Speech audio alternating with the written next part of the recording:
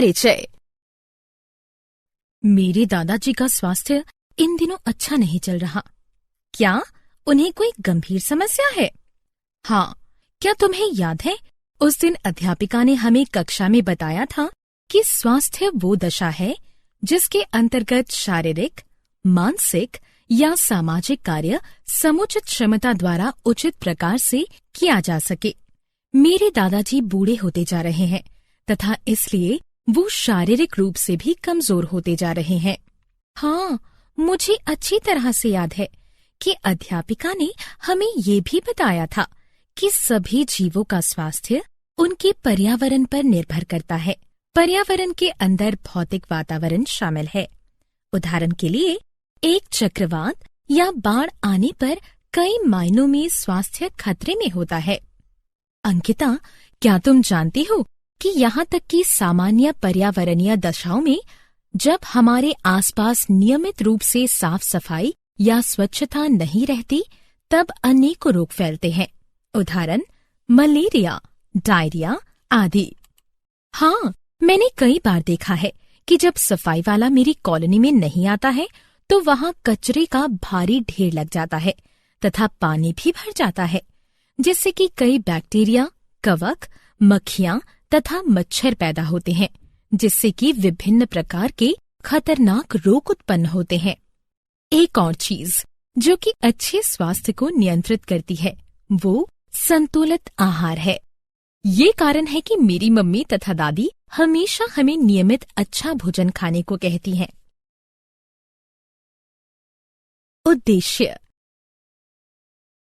इस पाठ के अंत में आप निम्न करने में सक्षम हो जाएंगे: स्वास्थ्य तथा रोग को परिभाषित करना, रोग के प्रकारों को पहचानना, तीव्र यानी प्रचंड तथा दीर्घकालिक रोगों यानी बीमारियों को जानना, जन्मजात तथा अधिग्रहित रोगों यानी बीमारियों को जानना, संक्रामक तथा असंक्रामक रोगों में अंतर समझना, विभिन्न रोगों के लक्षणों को पहचानना, उपचार के नियमों को पहचानना, रोग यानी बीमारी के निवारण के लिए सिद्धांतों को पहचानना, टीकाकरण को जानना। रोग। क्या तुम जानती हो कि जब हम अस्वस्थ होते हैं तो हमें एक या अधिक रोग होते हैं? रोग, ये क्या होता है? मैंने पढ़ा है कि रोगों का सामान्य अर्थ है बाधित आराम।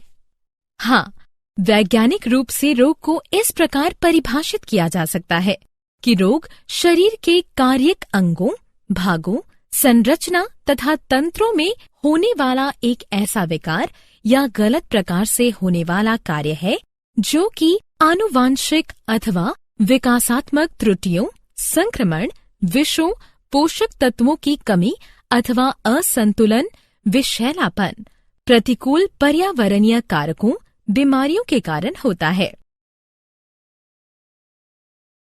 रोगों के प्रकार। क्या तुम मुझे बता सकती हो कि कुल कितने प्रकार के रोग होते हैं?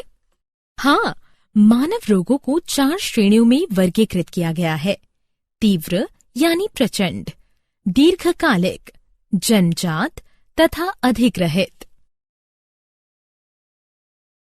तीव्र यानी प्रचंड रोग।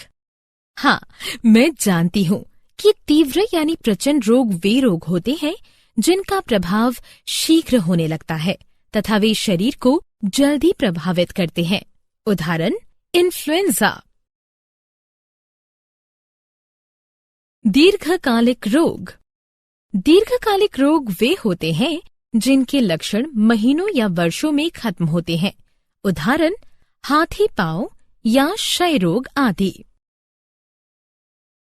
जन्मजात रोग तथा जन्मजात रोग वे रोग हैं जो कि जन्म से ही पाए जाते हैं। उदाहरण, अवर्णता, रंगहीनता, हीमोफीलिया। अधिग्रहित रोग।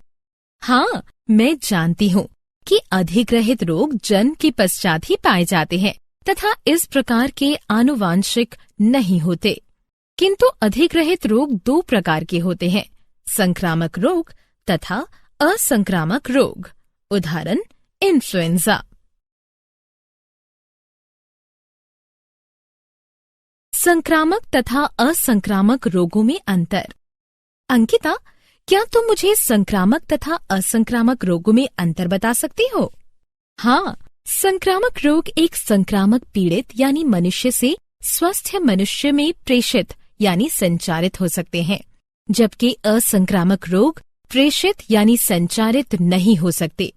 संक्रामक रोग सूक्ष्म जीवों, जिन्हें रोगजनक कहते हैं, द्वारा संचरित होते हैं। पोषक तत्वों या हार्मोनों की कमी अथवा ऊतकों का क्षय या ट्यूमर अथवा शरीर की अति संवेदनशीलता असंक्रामक रोगों के कारण होते हैं। रोगों के लक्षण। अंकिता, मैं तुम्हें बताना चाहती हूँ कि रोगों के लक्षण 2 प्रकार के होते हैं, अंग यानी ऊतक विशिष्ट अभिव्यक्ति तथा सामान्य अभिव्यक्ति।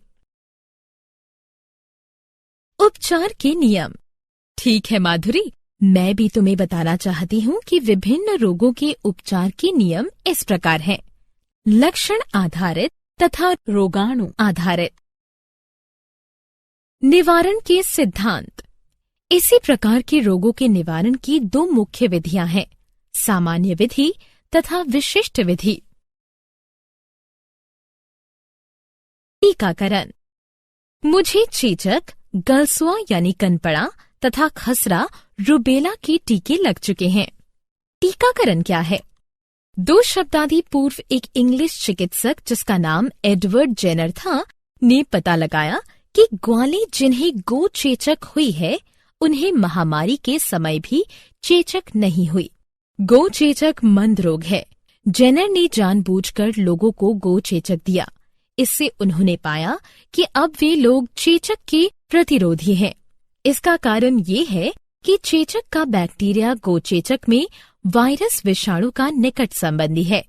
लैटिन में काउ यानी गाय का अर्थ है वाका तथा काउपॉक्स यानी गौचेचक का अर्थ है वैक्सीनिया। इन 2 शब्दों से ही टीकाकरण यानी वैक्सीनेशन शब्द की खोज हुई है। इस प्रकार हम कह सकते हैं कि टीकाकरण एक व्यक्ति के एक रोग की अनुकूली प्रतिरक्षा विकसित करने के लिए प्रतिरक्षा प्रणाली का उत्तेजित करने हेतु प्रतिजनी यानी टीका का प्रशासन है। सारांश। आइए हमने जो कुछ सीखा है उसे संक्षेप में दोहराएं। स्वास्थ्य व्यक्ति की शारीरिक, मानसिक तथा सामाजिक जीवन की एक समग्र समन्वयित अवस्था है। किसी का स्वास्थ्य उसके भौतिक पर्यावरण तथा आर्थिक अवस्था पर निर्भर करता है। रोगों की अवधि के आधार पर इन्हें तीव्र तथा दीर्घकालिक वर्गों में विभाजित किया गया है। आनुवांशिकता अथवा जीवन पर्यंत के दौरान विकसित होने के आधार पर इन्हें जन्मजात तथा अधिग्रहित रोगों में वर्गीकृत किया गया है। रोग के कारक संक्रामक अथवा असंक्रामक हो सकते हैं। संक्रामक कारक जीवों के विभिन्न वर्ग से हो सकते हैं। ये एक कोशिक सूक्ष्म जीव अथवा बहुकोशिक हो सकते हैं। रोग का उपचार उसके कारक रोगाणु के वर्ग के आधार पर किया जाता है। संक्रामक कारक वायु, जल, शारीरिक संपर्क अथवा रोगवाहक द्वारा फैलते हैं। रोगों का निवारण सफल उपचार की अपेक्षा अच्छा है। संक्रामक रोगों का निवारण जन स्वास्थ्य स्वच्छता विधियों द्वारा किया जा सकता है, जिससे संक्रामक कारक कम हो जाते हैं।